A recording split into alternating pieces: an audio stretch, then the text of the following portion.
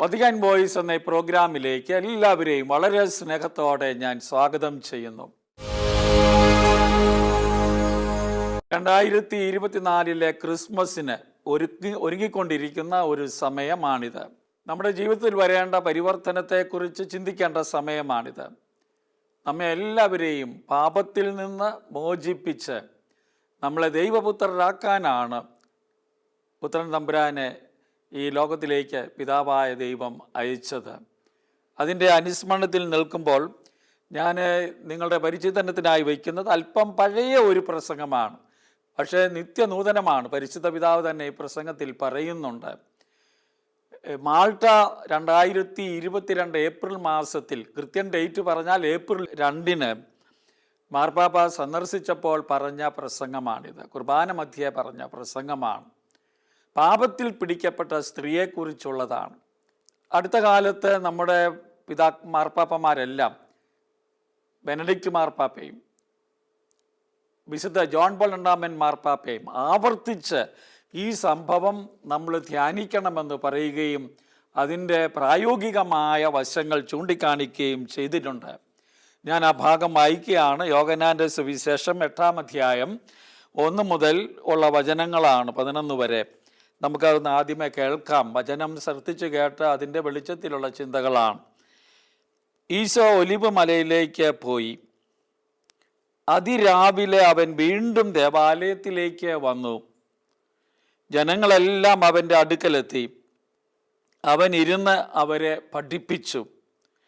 വ്യഭിചാരത്തിൽ പിടിക്കപ്പെട്ട ഒരു സ്ത്രീയെ നിയമജ്ഞരും പരീസയരും കൂടെ അവൻ്റെ അടുക്കൽ കൊണ്ടുവന്നു. നടുവിൽ നിർത്തി. അവർ അവനോട് പറഞ്ഞു, ഗുരോ, ഈ സ്ത്രീ വ്യഭിചാരത്തിൽ പിടിക്കപ്പെട്ടവളാണ്. ഇങ്ങനെയുള്ളവരെ കല്ലെറിയണമെന്നാണ് മോശ നിയമത്തിൽ കൽപ്പിച്ചിരിക്കുന്നത്. നീ എന്തു പറയുന്നു? ഇത് അവനിൽ കുറ്റം ആരോപിക്കാൻ വേണ്ടി അവനെ പരീക്ഷിച്ചുകൊണ്ട് ചോദിച്ചതാണ്. ഈശോയാകട്ടെ കുനിഞ്ഞ് വിരൽ കൊണ്ട് നിലത്ത് എഴുതിക്കൊണ്ടിരുന്നു. അവർ ആവർത്തിച്ച് ചോദിച്ചു കൊണ്ടിരുന്നതിനാൽ ഈശോ നിവർന്ന് അവരോട് പറഞ്ഞു, നിങ്ങളിൽ പാപമില്ലാത്തവൻ ആദ്യം അവളെ കല്ലെറിയട്ടെ. അവൻ വീണ്ടും കുനിഞ്ഞ് നിലത്ത് എഴുതിക്കൊണ്ടിരുന്നു. എന്നാൽ ഇത് കേട്ടപ്പോൾ മുതിർന്നവർ തുടങ്ങി ഓരോരുത്തരായി സ്ഥലം വിട്ടു. ഒടുവിൽ ഈശോയും നടുവിൽ നിന്നിരുന്ന ആ സ്ത്രീയും മാത്രം ശേഷിച്ചു. ഈശോ നിവർന്ന് അവളോട് ചോദിച്ചു, സ്ത്രീയെ, അവർ എവിടെ? ആരും നിന്നെ വിധിച്ചില്ലേ? അവൾ പറഞ്ഞു, ഇല്ല കർത്താവേ. ഈശോ പറഞ്ഞു, ഞാനും നിന്നെ വിധിക്കുന്നില്ല.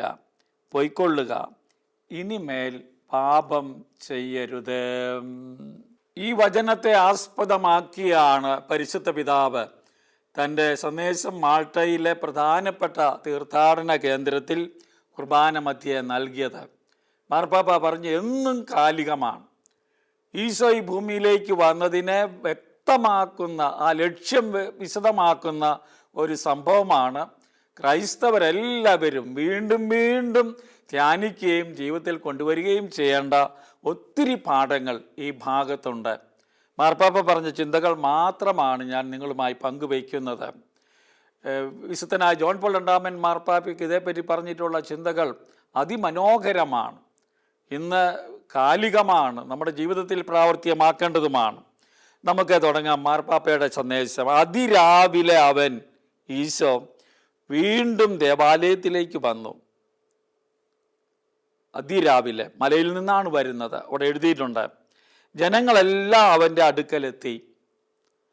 പിടിക്കപ്പെട്ട വ്യഭിചാരിണിയുടെ കഥ ആരംഭിക്കുന്നത്, ഇന്ന് നമ്മൾ വായിച്ചു കേട്ട ഈ ഭാഗം ആരംഭിക്കുന്നത് ഈ വാക്കുകളോടെയാണ്. പശ്ചാത്തലം നമുക്ക് അറിയാം. പ്രശാന്തമാണ് അവിടം. വിശുദ്ധമായ ജെറുസലേമിൻ്റെ ഹൃദയഭാഗത്തെ ദേവാലയത്തിലെ മനോഹരമായ പ്രഭാതമാണ്. മധ്യത്തിൽ നിൽക്കുന്നത് ദൈവജനമാണ്. അവർ ദേവാലയത്തിൻ്റെ തിരുമുറ്റത്ത് ഗുരുവായ ഈശോയെ നോക്കിയിരിക്കുകയാണ്. അവർക്ക് അവിടുത്തെ ശ്രവിക്കണം. ഉൾവെളിച്ചവും ഹൃദയ ഊഷ്മളതയും നൽകുന്നതാണ് ഈശോയുടെ വാക്കുകൾ. എപ്പോഴും അങ്ങനെയുള്ളതാണ്. ഉൾവെളിച്ചം നമുക്ക് നൽകും. ആ ഉപദേശങ്ങളിൽ അമൂർത്തമായി ഒന്നുമില്ല. വളരെ കോൺക്രീറ്റ് ആയിട്ടുള്ള കാര്യങ്ങളാണ് ഈശോ പറയുന്നത്. എപ്പോഴും അത് സ്പർശിക്കുന്നതാണ്, നമ്മളെ സ്വതന്ത്രമാക്കുന്നതാണ്, നമ്മളെ പരിവർത്തനം ചെയ്യുന്നതുമാണ്, പുതുജീവനാൽ നവീകരിക്കുന്നതുമാണ്. അതാണ് കർത്താവിൻ്റെ വാക്കുകളുടെ ശക്തി, സുവിശേഷങ്ങളുടെ ശക്തി അതാണ്. ഇവിടെ നമ്മൾ ആ ദൈവജനത്തിൻ്റെ അന്തർജ്ഞാനം കാണുകയാണ്. മാർപ്പാപ്പ പറയുകയാണ്, കല്ലുകളാൽ നിർമ്മിതമായ ദേവാലയം അവർക്ക് തൃപ്തി നൽകുന്നില്ല. അതിമനോഹരമായ ബ്രഹ്മാണ്ഡമായ ദേവാലയമാണ്, അതിൻ്റെ മുമ്പിലാണ് അവർ നിൽക്കുന്നത്. അവർ ഈശോ എന്ന മനുഷ്യൻ്റെ അടുക്കൽ കൂടുകയാണ്. അവൻ ദൈവം തന്നെയാണ്, നമുക്കറിയാം. പക്ഷേ ഈശോയുടെ അടുക്കലേക്കാണ് വരുന്നത്. ഈ വചനഭാഗത്തിൽ മാർപ്പാപ്പ പറയുന്നു, എല്ലാ കാലത്തെയും വിശ്വാസികളെ, ദൈവത്തിൻ്റെ വിശുദ്ധ ജനങ്ങളെ നമുക്ക് കാണാൻ സാധിക്കുമെന്നാണ്. അതുകൊണ്ട് നമ്മളും അവിടെ നിൽക്കുകയും കർത്താവിൻ്റെ നിലപാടുകളിലേക്ക് തിരിച്ചു വരികയും ചെയ്യേണ്ടത് ആവശ്യമാണ്. നോയമ്പ് കാലത്ത്, മംഗളവാർത്താ കാലത്ത്, നമ്മുടെ ജീവിതത്തിൽ നവീകരണത്തിനായി നമ്മൾ പരിശ്രമിക്കുന്ന ഈ സമയത്ത് തീർച്ചയായും ഈ വചനം കൂടുതൽ ധ്യാനിക്കുന്നത് നല്ലതാണ് എന്ന ചിന്തയാണ് നമുക്കുള്ളത്. ആ ജനങ്ങളുടെ സാന്നിധ്യത്തിൽ ഈശോ സമയം ചെലവഴിക്കുകയാണ്, അവരോട് കൂടെ ആയിരിക്കുകയാണ്. സുവിശേഷം പറയുന്നത് ഇങ്ങനെയാണ്, അവൻ ഇരുന്ന് അവരെ പഠിപ്പിച്ചു. മലയിലെ പ്രസംഗത്തിലും പറയുന്നത് അങ്ങനെയാണ്, അവൻ ഇരുന്നു കൊണ്ട് മലയിൽ കയറി ഇരുന്ന് പ്രസംഗിച്ചു. ഇരിക്കുമ്പോൾ ഒരു ഔദ്യോഗികതയുണ്ട്, ആധികാരികതയുണ്ട്. എങ്കിലും ഈശോയുടെ പാഠശാലയിൽ ഒത്തിരി സീറ്റുകൾ ഒഴിഞ്ഞു കിടപ്പുണ്ട് എന്ന് മാർപ്പാപ്പ പറയുകയാണ്. ഇനിയും ആളുകൾക്ക് വരാം, ഇരിക്കാം, കുറച്ച് പേരേ ഉള്ളൂ അവിടെ കാണുന്നുള്ളൂ. അവിടെ ഇല്ലാതിരുന്നത് ആരൊക്കെയാണെന്ന് മാർപ്പാപ്പ പറയുകയാണ്. ആ സ്ത്രീ വന്നിട്ടില്ല. ആ സ്ത്രീ പാപിനിയായ സ്ത്രീയാണ്, അവളില്ല. അവളുടെ ആരോപണകർത്താക്കളും വന്നിട്ടില്ല. അവരെ ഇവളെ പിടിക്കാൻ പോയിരിക്കുകയാണ്, അല്ലെ അവളെ കൊണ്ടുവരാനാണ് പോകുന്നത്. അവരവിടെ ഇല്ല. കർത്താവ് ഇവരെ പഠിപ്പിക്കുമ്പോൾ അതാണ് മാർപ്പാപ്പ പറയുന്നത്. മറ്റുള്ളവരിൽ നിന്നും വ്യത്യസ്തമായി അവർ ഗുരുവിന് അടുത്ത് വന്നില്ല.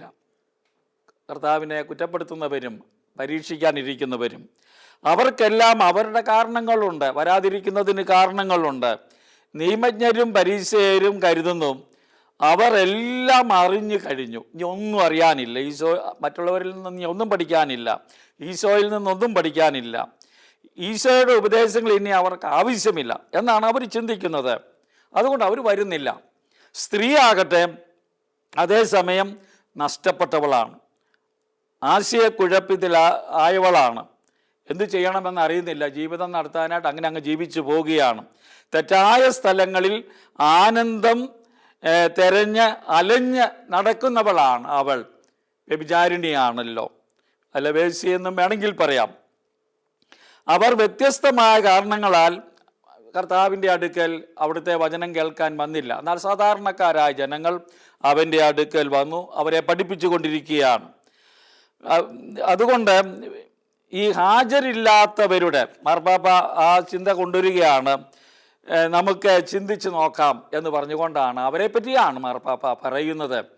നമ്മുടെ നോയമ്പുകാലമൊക്കെ വന്നു പോകും, ക്രിസ്മസും വന്നു പോകും. പക്ഷേ അതുകൊണ്ട് സഭ ആഗ്രഹിക്കുന്ന, ദൈവം ആഗ്രഹിക്കുന്ന കാര്യങ്ങളിലേക്ക് പങ്കുചേരാത്ത എത്രയോ ആളുകളുണ്ട് എന്ന് നമ്മൾ ആലോചിക്കാൻ ഈ സംഭവം നമ്മളെ പ്രേരിപ്പിക്കും. ഒന്നാമതായി ഈശോ പറയുകയാണ്, സ്ത്രീയുടെ ആരോപണകർത്താക്കളെ കുറിച്ച് നമുക്കൊന്ന് ചിന്തിക്കാം. പ്രീശരും നിയമജ്ഞരുമാണ്, നീതിമാന്മാരാണെന്ന്, ദൈവത്തിൻ്റെ നിയമം പാലിക്കുന്നവരാണെന്ന്, അന്തസ്സും ആദരവും ഉള്ളവരാണെന്ന് സ്വയം അഹങ്കരിക്കുന്ന ആളുകളുടെ പ്രതിഫലനം നാം അവരിൽ കാണും എന്ന് പരിശുദ്ധ പിതാവ് പറയുകയാണ്. ഇങ്ങനെയുള്ള ആളുകൾ ഇങ്ങനെയൊക്കെയാണ്. അവർ എങ്ങനെയൊക്കെയുള്ളവരാണ്? ദൈവത്തിൻ്റെ നിയമം പാലിക്കുന്നവരാണ് എന്ന് അവർ കരുതുന്നു. അത് യഹൂദൻ്റെ ഒരു വലിയ ഒരു രീതിയാണത്. യാഥാസ്ഥിതിക പ്രീശന്മാർ ഇന്നും അങ്ങനെ തന്നെയാണ്. നിയമം പാലിക്കുന്നു എന്ന് അവർ കരുതും. എല്ലാവരും തങ്ങളെ ആദരിക്കണം, ഞങ്ങൾക്ക് വലിയ അന്തസ്സുണ്ട്, ഞങ്ങൾ ജീവിക്കുന്നു എന്ന് കരുതുന്നവരാണ് അവർ. അതുകൊണ്ട് എന്താ സംഭവിക്കുന്നത്? സ്വന്തം തെറ്റുകൾ അവഗണിക്കുന്നു അവർ, അത് കാണാതെ പോകുന്നു. എങ്കിലും അന്യൻ്റെ തെറ്റുകളിൽ വളരെ ഉത്കണ്ഠ കാണിക്കുന്നവരാണ് അവർ. തങ്ങളിലേക്ക് നോക്കാതെ മറ്റുള്ളവരെ വിലയിരുത്തുന്നവരാണ് അവർ. അവരുടെ കുറ്റങ്ങൾ എടുത്തു കാട്ടുന്നവരാണ്. അതാണ് മാർപ്പാപ്പ പറയുന്നത്. അതുകൊണ്ടാണ് ഞാൻ പറഞ്ഞ നോയമ്പ് കാലത്ത് നാം മറ്റുള്ളവരുടെ കുറ്റങ്ങൾ കണ്ടുപിടിക്കാനും വിലയിരുത്താനും വിധിക്കാനും നോക്കാതെ നമ്മളിലേക്ക് തിരിയണമെന്നൊരു പാഠം നൽകുന്ന സുന്ദരമായ സുവിശേഷ ഭാഗമാണ് വ്യഭിചാരത്തിൽ പിടിക്കപ്പെട്ട സ്ത്രീയുടെ സംഭവം. യോഹന്നാൻ്റെ സുവിശേഷം 8-ാം അധ്യായത്തിലാണ് നാം അത് വായിക്കുന്നത് എന്ന് പ്രത്യേകം ഓർക്കാം. വീണ്ടും വീണ്ടും നാം വായിക്കുകയും ധ്യാനിക്കുകയും ചെയ്യേണ്ടതാണ്. അവിടുത്തെ വചനം കേൾക്കാനുള്ള ഹൃദയ തുറവ് അവർക്കില്ല. മറിച്ച് അവനിൽ കുറ്റം ആരോപിക്കാൻ വേണ്ടി അവനെ പരീക്ഷിക്കാനാണ് അവർ ശ്രമിക്കുന്നത്. ഈ പെണ്ണിനെയും കൊണ്ട് വന്നത് എന്തിനാണ്? കർത്താവിനെ പരീക്ഷിക്കാനാണ്. കർത്താവിൽ കൂടി കുറ്റം ആരോപിക്കാനാണ്. സംസ്കരിക്കപ്പെട്ട ഈ മതജനതയുടെ ആന്തരിക ചിന്തകൾ ആണ് ഇത് വെളിവാക്കുന്നത്. അവർ വചനം അറിയുന്നവരും ദേവാലയത്തിൽ എത്തുന്നവരുമാണ്. എങ്കിലും അവരുടെ ഹൃദയങ്ങളിൽ ഈ വചനമോ അതിൻ്റെ ചൈതന്യമോ കടന്നു വന്നിട്ടില്ല എന്ന് പരിശുദ്ധ പിതാവ് നമ്മോട് പറയുകയാണ്. അവരുടെ ഹൃദയങ്ങളിൽ മുളപൊട്ടുന്ന ദുശ്ചിന്തകൾ പ്രതിരോധിക്കാനാവാതെ വ്യക്തിപരമായ താല്പര്യങ്ങൾക്ക് അടിപ്പെടുന്നവരാണ് ഇങ്ങനെയുള്ള ആളുകൾ എന്നാണ്. അതാണ് നിയമജ്ഞരുടെ ഒരു വലിയ പ്രത്യേകത. അതാണ് കർത്താവ് എപ്പോഴും അവരെ വിമർശിക്കാനും കാരണം. എപ്പോഴും വിമർശിച്ചിട്ടുള്ളത് അവരുടെ ഈ മുഖം മൂടി കപടഭക്തി എന്നൊക്കെ പറയുന്നത് മാറ്റാനാണ് പറയുന്നത്. ജനങ്ങളുടെ കണ്ണുകളിൽ ദൈവത്തിൻ്റെ കാര്യങ്ങളിൽ അവർ വിദഗ്ധരാണ് എന്ന് കരുതുന്നവരാണ് അവർ. അവർക്കെല്ലാം അറിയാം എന്ന് കരുതി അവർ ഒരു തരത്തിലുള്ളൊരു അഹംഭാവത്തിൽ ജീവിക്കുകയാണ്. എങ്കിലും ഈശോയെ തിരിച്ചറിയാൻ അവർ പരാജയപ്പെടുന്നു. യഥാർത്ഥത്തിൽ ഈശോയെ കാണാൻ നിഷ്കാസനം ചെയ്യേണ്ട ഒരു ശത്രുവാണ് അവനെന്ന് അവർ കരുതുന്നു. എങ്ങനെയെങ്കിലും അവനെ ഇല്ലായ്മ ചെയ്യണം. അവൻ്റെ പ്രബോധനം കേട്ടിട്ട് അവർക്ക് ഒട്ടും ഉൾക്കൊള്ളാൻ സാധിക്കുന്നില്ല. ഇത് നേടാനായി അവിടുത്തെ മുന്നിൽ അവർ ഈ സ്ത്രീയെ കൊണ്ടുവരികയാണ്. പരിഹാസത്തോടെ പരാമർശിക്കുന്ന ഒരാളെയാണ് കൊണ്ടുവരുന്നത്. ഞങ്ങൾ ഈ സ്ത്രീയെ കൊണ്ടുവന്നിരിക്കുന്നു, പാപത്തിൽ പിടിക്കപ്പെട്ടവളാണ് എന്ന് പറഞ്ഞ് പരിഹാസത്തോടെയാണ് അവളെ കൊണ്ടുവരുന്നത്. അവളെ ഒരു വസ്തുവായിട്ടാണ് അവർ കാണുന്നത്. അവളുടെ വ്യഭിചാരത്തെ പരസ്യമായി അപലപിക്കുകയാണ് ചെയ്യുന്നത്. അവളെ കല്ലെറിയണമെന്നതാണ് അവരുടെ ആവശ്യം. ഈശോ കാണിക്കുന്ന എല്ലാ അനുകമ്പയിലേക്കും അവരുടെ വിദ്വേഷം ഒഴുക്കുകയാണ് ചെയ്യുന്നത്. ഈശോ എല്ലാ ആളുകളോടും അനുകമ്പയോടും കാരുണ്യത്തോടും കൂടിയായിരുന്നല്ലോ പെരുമാറുന്നത്. അതിനെ ഒന്ന് വെല്ലുവിളിക്കുക കൂടിയാണ് ഇവിടെ ചെയ്യുന്നത്. ഭക്തരും മതസമൂഹവും എന്ന അവരുടെ സൽപ്പേരിൻ്റെ മറവിലാണ് അവർ ഇതെല്ലാം ചെയ്യുന്നത്. ഇത്രയും അവരെ പറ്റി പറഞ്ഞിട്ട് മാർപ്പാപ്പ നമ്മോട് പറയുകയാണ്, സഹോദരീ സഹോദരന്മാരെ, ഈ സുവിശേഷ വ്യക്തിത്വങ്ങൾ നമ്മെ ഓർമ്മിപ്പിക്കുന്നത് എന്താണ്? വ്യക്തിപരവും കൂട്ടായതുമായ പ്രബോധനം നമ്മുടെ കാപട്യമെന്ന പുഴുവിനെ മറ്റുള്ളവരിലേക്ക് വിരൽ ചൂണ്ടാനുള്ള ആഗ്രഹത്തെ മറച്ചു പിടിക്കുന്നു എന്ന കാര്യമാണ്. ഈശോയെ തെറ്റിദ്ധരിക്കുക എന്ന അപകടത്തിലേക്ക് നാം ചെന്നെത്താം എന്നതാണിത് സൂചിപ്പിക്കുന്നത്. അധരങ്ങളിൽ അവിടുത്തെ നാമവും, ഇപ്പം നമ്മൾ നല്ല ഭക്തരെന്ന് വിചാരിക്കുന്ന ഒത്തിരി ആളുകൾ ഭയങ്കരമായി ഉറക്കെ പാടുകയും സ്തുതിക്കുകയൊക്കെ ചെയ്യും. നമ്മുടെ പ്രവർത്തനങ്ങളിൽ അവിടുത്തെ നിഷേധിക്കുകയും ചെയ്യും. അങ്ങനെ ചുരുക്കിക്കളയുന്ന ആളുകളുണ്ട്. ഇത് ഒരു വലിയ അപകടം പിടിച്ച കാര്യമാണ്. ആത്മാർത്ഥതയും സത്യസന്ധതയും ഇല്ലാത്ത കാര്യമാണ് എന്ന് പറയാനാണ് പരിശുദ്ധ പിതാവ് ഇവിടെ ശ്രമിക്കുന്നത്.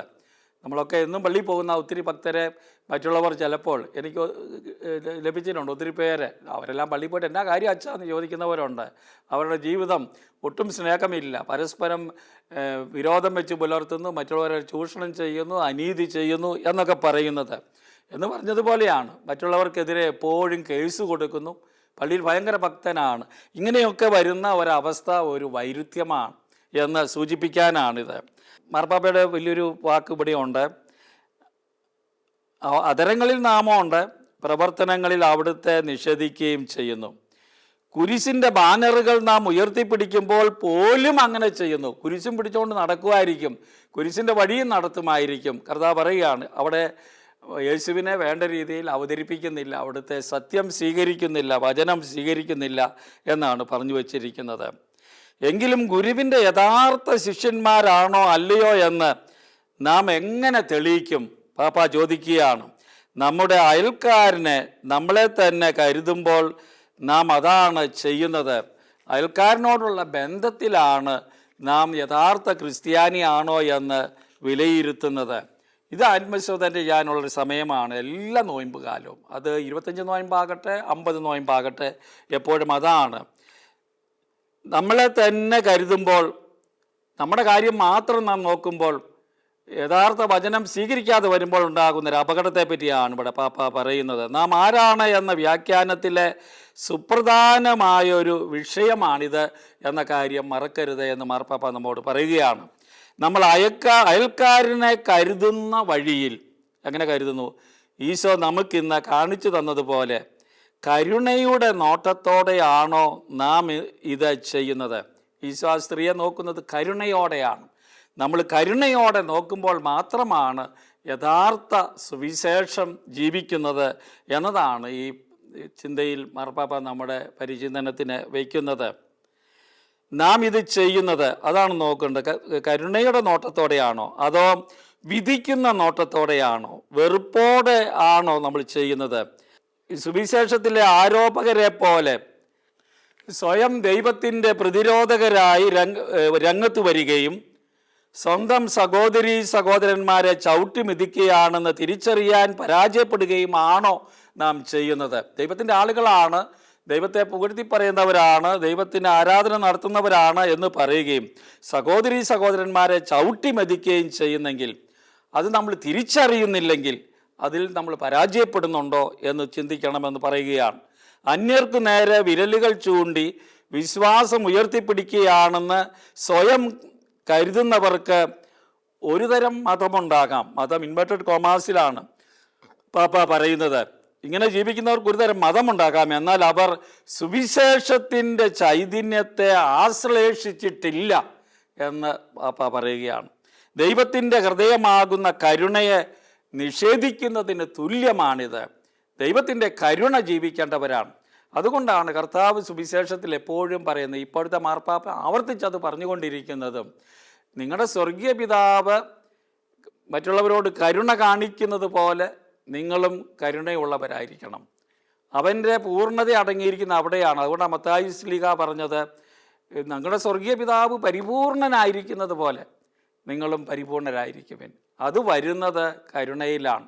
അതുകൊണ്ട് കരുണയിലേക്ക്, മറ്റുള്ളവരുടെ നന്മയിലേക്ക്, അവരെ സഹായിക്കാനുള്ള അവസ്ഥയിലേക്ക് നമ്മൾ മാറുമ്പോൾ മാത്രമാണ് സുവിശേഷം ജീവിക്കുന്നത്. സത്യത്തിൽ കേരള സഭ ഈ ഡിസംബർ മാസം എല്ലാവരോടും വചനം വായിക്കാൻ പറയുന്ന ഒരു സമയമാണ്. വചനം ധ്യാനാത്മകമായി വായിക്കാൻ പറയുന്ന ഒരു സമയമാണ്. വചനം നമ്മുടെ ജീവിതത്തിലേക്ക് ആഴത്തിൽ പതിയുന്നതിന് നാം ഈ അവസരം ഉപയോഗിക്കണം. അതിൻ്റെ ചിന്ത അതിന് ഈ പ്രസംഗം, മാർപ്പാപ്പയുടെ പ്രസംഗം വളരെ സഹായകമാണ്. മാർപ്പാപ്പ പറയുന്ന ഈ വാക്കുകൾ വളരെ സീരിയസ് ആണ്, ഗൗരവമാണ്. നമ്മൾ ഗുരുവിൻ്റെ യഥാർത്ഥ ശിഷ്യന്മാരാണോ അല്ലയോ എന്ന് മനസ്സിലാകണമെങ്കിൽ പാപ്പ പറയുകയാണ്, നാം നമ്മെ എങ്ങനെ കാണുന്നു എന്ന് ചിന്തിക്കണം. സ്ത്രീക്കെതിരെ കുറ്റം ആരോപിച്ചവർ അവർക്കൊന്നും പഠിക്കാനില്ലെന്ന് ബോധ്യമുള്ളവരായിരുന്നു. അവരുടെ ഭാഗ്യരൂപം പുറമേ നോക്കുമ്പോൾ കുറ്റമറ്റതായി കണ്ടിരുന്നു. ഇങ്ങനെ നോക്കുന്ന ആളുകളുടെ ഹൃദയത്തിലേക്കാണ് ഈശോ ഉറ്റുനോക്കുന്നത്. ഒരിക്കൽ നാം സത്യത്തിൽ അവിടുത്തെ മുന്നിൽ ഹൃദയം തുറന്നാൽ നമ്മിൽ അത്ഭുതങ്ങൾ ചെയ്യാൻ അവിടുത്തേക്ക് കഴിയും എന്നാണ് മാർപ്പാപ്പ പറഞ്ഞു വയ്ക്കുന്നത്. നാം നമ്മിലേക്കൊന്ന് തിരിഞ്ഞു നോക്കി യഥാർത്ഥത്തിലുള്ളൊരു പരിവർത്തനത്തിന് വിധേയരാകണം. ഇതാണ് പ്രീശന്മാരെ പറ്റി, നിയമജരെ പറ്റി, കല്ലെറിയാനായിട്ട് പെണ്ണിനെയും കൊണ്ട് വന്ന ആളുകളുടെ പറ്റിയുള്ള ഒരു ചിന്ത മാർപ്പാപ്പ നമുക്ക് നൽകുന്നത്. ഇനി പാപത്തിൽ പിടിക്കപ്പെട്ട ആ സ്ത്രീയെപ്പറ്റി നമുക്ക് ചിന്തിക്കാം. പിടിക്കപ്പെട്ട വ്യഭിചാരിണിയിൽ നമ്മൾ കാണുന്ന എന്താണ്? അവളുടെ സ്ഥിതി പ്രത്യാശയറ്റതാണ്. എല്ലാം തീർന്നെന്ന് കരുതി അവർ കൊണ്ടുവന്നിരിക്കുന്നു, കല്ലും പിടിച്ചുകൊണ്ടാണ് വന്നിരിക്കുന്നത്. കർത്താവ് അല്പം ഒന്ന് പറഞ്ഞു പോയെങ്കിൽ അവളെ അന്നേരപ്പളെ തകർത്ത് കളയും. അവൾക്ക് മുൻപിൽ നമ്മൾ കാണുന്നത് അപ്രതീക്ഷിതമായൊരു പുതിയ ചക്രവാളമാണ്. അത് തുറക്കപ്പെടുകയാണ്. അവൾ അപമാനിക്കപ്പെട്ടു, കരുണയറ്റ വിധിയും കടുത്ത ശിക്ഷയും കാത്തു നിൽക്കുകയാണ്. ഈശോയും കൂടി അവളെ വിധിക്കുമെന്ന് കരുതി നിൽക്കുകയാണ്. എങ്കിലും അവളെ അതിശയിപ്പിച്ചുകൊണ്ട് ദൈവം തന്നെ വിട്ടയക്കുന്നത് അവൾ കാണുകയാണ്. ഒരിക്കലും പ്രതീക്ഷിക്കാതിരുന്ന ഒരു ഭാവി, ഒരു ഫ്യൂച്ചർ അവൾക്ക് ചൂണ്ടിക്കാട്ടുകയാണ്. കർത്താവ് ചോദിക്കുന്നത് എന്താണ് അവളോട്? സ്ത്രീയെ ആരും നിന്നെ വിധിച്ചില്ലേ? നമ്മൾ ഉടനെ പറയുകയാണ്, ഇല്ല കർത്താവേ എന്ന് അവൾ പറഞ്ഞപ്പോൾ, ഞാനും നിന്നെ വിധിക്കുന്നില്ല, പൊയ്ക്കൊള്ളുക, ഇനിമേൽ പാപം ചെയ്യരുത്. യഥാർത്ഥ വഴി കാണിച്ചു കൊടുക്കുകയാണ് ഈശോ ഇവിടെ ചെയ്യുന്നത്. മറ്റു മനുഷ്യരോട്, തെറ്റിൽപ്പെട്ട മനുഷ്യരോടുണ്ടായിരിക്കേണ്ട സമീപനം, അവരെ രക്ഷിക്കാനെടുക്കേണ്ട സമീപനവും എന്താണ് എന്ന് പറയുന്ന വാക്കുകളാണ് ഇത്. ഇനിമേൽ പാപം ചെയ്യരുത്. ഗുരുവും ആരോപകരും തമ്മിലുള്ള അന്തരം ഇതാണ്. കുറ്റം ആരോപിച്ചുകൊണ്ട് വരുന്നവരും ഈശോയും തമ്മിലുള്ള വ്യത്യാസം. അവളെ ശിക്ഷിക്കാൻ അവർ വേദഗ്രന്ഥങ്ങൾ ഉദ്ധരിച്ചു. ദൈവവചനം തന്നെയാകുന്ന ഈശോ ഇവിടെ സ്ത്രീയിൽ പ്രത്യാശ നിറച്ചുകൊണ്ട് പൂർണ്ണമായും അവളെ സുഖപ്പെടുത്തുകയാണ്, അവളെ സ്വാതന്ത്ര്യത്തിലേക്ക് കൊണ്ടുവരികയാണ്. ഉപവിയാൽ പ്രചോദിതമല്ലാത്ത, ഉപവിയാൽ നയിക്കപ്പെടാത്ത ഏത് തീർപ്പും, മാർപ്പാപ്പയുടെ വാക്കുകൾ നിങ്ങൾ അടിവരയിട്ട് ശ്രദ്ധിക്കണം, അത് സ്വീകരിക്കേണ്ടയാളുടെ കാര്യം വഷളാക്കിയുള്ളൂ എന്ന് ഈ സംഭവം നമ്മോട് പറയുകയാണ്. വാചനം ഞാൻ ഒരിക്കൽ കൂടി പറയുന്നു. ഇതാണ് ഉപവിയാൽ പ്രചോദിതമല്ലാത്ത, സ്നേഹമില്ലാത്ത, സ്നേഹത്താൽ നയിക്കപ്പെടാത്ത ഏത് വിധി തീർപ്പുകളും അത് സ്വീകരിക്കേണ്ടയാളുടെ, ഇപ്പം ഇവിടെ സ്ത്രീയാണ്, കാര്യം കൂടുതൽ വഷളാക്കുകയേ ഉള്ളൂ. ഈ സംഭവം നമ്മളത് ഓർക്കണം. അതേസമയം ദൈവം ഒരു രണ്ടാം അവസരം നൽകുന്നു. അവൾക്ക് വീണ്ടും ഒരു അവസരം നൽകുകയാണ്. ഇതാണ് ഇന്ന് ലോകത്ത് തെറ്റിപ്പോയ ആളുകൾക്കെല്ലാം നമ്മൾ നൽകേണ്ടത്.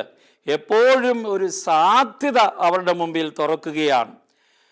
മോചനത്തിലേക്കും രക്ഷയിലേക്കും നീളുന്ന പാത എപ്പോഴും കണ്ടെത്താൻ അവരെ ക്ഷണിക്കുകയാണ്. ഇന്ന് ലോകത്തിന് ആവശ്യമായിരിക്കുന്ന സന്ദേശമാണിത്. നമ്മൾ ഈ നോയമ്പ് കാലത്ത് അത് ഗൗരവപൂർവ്വം ചിന്തിക്കാനിടയാകട്ടെ. ഈശോ ക്ഷമിച്ചതിൽ പിന്നെ അവൾക്ക് മറ്റുള്ളവരോടും ക്ഷമിക്കാനായി എന്ന് നമുക്ക് വേണമെങ്കിൽ ഊഹിച്ചെടുക്കാമെന്ന് മാർപ്പാപ്പ പറയുന്നുണ്ട്. അവൾക്കെതിരെ കുറ്റം ആരോപിച്ചവർ കഠിനരും ദുഷ്ടരുമായ മനുഷ്യരല്ല, നല്ല മനുഷ്യരെന്ന് ലോകം വിധിയെഴുതുന്നവരാണ്. ഈശോയുമായ അഭിമുഖത്തിലേക്ക് നയിക്കാൻ കാരണക്കാരായവരാണ് എന്നൊരു പക്ഷേ അവൾക്ക് ചിന്തിക്കാം. അവൾ ഇവിടെ കർത്താവിൻ്റെ അടുക്കൽ കൊണ്ടുവന്നത് കൊണ്ടാണല്ലോ അവൾക്ക് രക്ഷയും മോചനവും സ്വാതന്ത്ര്യവും പാപത്തിൽ നിന്ന് മുക്തിയും ഒക്കെ ലഭിക്കുന്നത്. തൻ്റെ അനുയായികൾ, മാർപ്പാപ്പ പറയുകയാണ്, സഭ അങ്ങനെ അവനാൽ പാപപ്പൊറുതി ലഭിക്കുന്നവരെല്ലാം അവിരാമം അനുരഞ്ജനത്തിൻ്റെ സാക്ഷികളാകുമെന്നാണ് കർത്താവ് നമ്മളിൽ നിന്നും പ്രതീക്ഷിക്കുന്നത്. നാം ഇന്ന് സഭയെന്ന നിലയിലും വ്യക്തികളെന്ന നിലയിലും ചെയ്യേണ്ടത് ഇതാണ്. രക്ഷിക്കപ്പെടാനാകില്ല, ഇൻവെർട്ടഡ് കോമാസിൽ എന്നൊരു വാക്ക് തന്നെ ഇല്ലാത്ത ദൈവത്തിൻ്റെ സാക്ഷികളാകണം നമ്മൾ. ദൈവം എന്നും ക്ഷമിക്കുന്നവനാണ്. നമ്മളാണ് ദൈവത്തോട് ക്ഷമ ചോദിക്കുന്നതിൽ ക്ഷീണിക്കുന്നത്. മാർപ്പാപ്പ ഇതെപ്പോഴും പറയുന്നൊരു വാക്കാണ്. നമ്മൾ ക്ഷമ ചോദിച്ച് മടുക്കും. പക്ഷേ നമ്മിൽ ഒരിക്കലും വിശ്വാസം നിലച്ചു പോകാത്ത, എപ്പോഴും ഒന്നേ എന്ന് തുടങ്ങാൻ അവസരം നൽകുന്ന ദൈവമാണ് നമ്മുടെ ദൈവം. ഈശോ ഈ ഭൂമിയിലേക്ക് വന്ന് പാപികളെ രക്ഷിക്കാനാണ് അവിടുന്ന് വന്നത്. അവിടുന്ന് ഈ ലോകത്തിന് നൽകുന്ന മഹത്തായ സന്ദേശമാണിത്. നമ്മൾ ഇന്ന് ഇത് നടപ്പാക്കാൻ സഭയിലെ ഓരോ അംഗവും മുന്നോട്ട് വരണം. നമ്മുടെ ദൈവം കരുണയുടെ ബാനറിൽ ഒന്നേ എന്ന് തുടങ്ങാൻ, ഭിന്നമായി ജീവിതം ആരംഭിക്കാൻ അവസരമില്ലാതാകും വിധം അവിടുത്തെ മുന്നിൽ കൊണ്ടുവരാൻ കഴിയാത്ത ഒരു പാപവും ഒരു പരാജയവും നമുക്കില്ല എന്നാണ്. ഏത് പാപവും ക്ഷമിച്ച് പുത്തനായി തീരാൻ നമുക്ക് സാധിക്കും.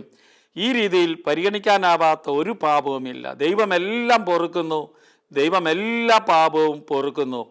അവൻ നമ്മളെ രക്ഷിക്കാനാണ് വന്നത്. ഇതാണ് കർത്താവായ ഈശോ ക്ഷമ അനുഭവിക്കുമ്പോൾ സുവിശേഷത്തിലെ സ്ത്രീയെപ്പോലെ നമ്മുടെ ആന്തരിക മുറിവിലേക്ക് ദൈവം വന്നുവെന്ന് കണ്ടെത്തുമ്പോൾ നാം സത്യമായും അവിടുത്തെ അറിയുന്നു. ദൈവം തന്നെ അറിയപ്പെടാൻ ഇഷ്ടപ്പെടുന്നത് തീർച്ചയായും അവിടെയാണ്. എന്നാൽ ആരോഗ്യവാന്മാരെ അല്ല, രോഗികളെ തേടിയാണ് അവിടുന്ന് വന്നത് എന്ന കാര്യം അവിടുന്ന് തന്നെ നമ്മോട് പറഞ്ഞിട്ടുണ്ട്. പരിശുദ്ധ പിതാവിൻ്റെ മറ്റൊരു സന്ദേശം നമുക്ക് അടുത്ത എപ്പിസോഡിൽ കേൾക്കാൻ ദൈവം ഇടയാക്കട്ടെ. നമുക്ക് പരസ്പരം പ്രാർത്ഥിക്കാം. കർത്താവിൻ്റെ കാത്തിരിപ്പ് നമ്മുടെ ജീവിതത്തിൽ കടന്നു വരുന്നതിന്, അവിടുത്തെ വചനം നമ്മളിൽ ഫലദായകമാകുന്നതിന് നമുക്ക് പ്രാർത്ഥിക്കാം.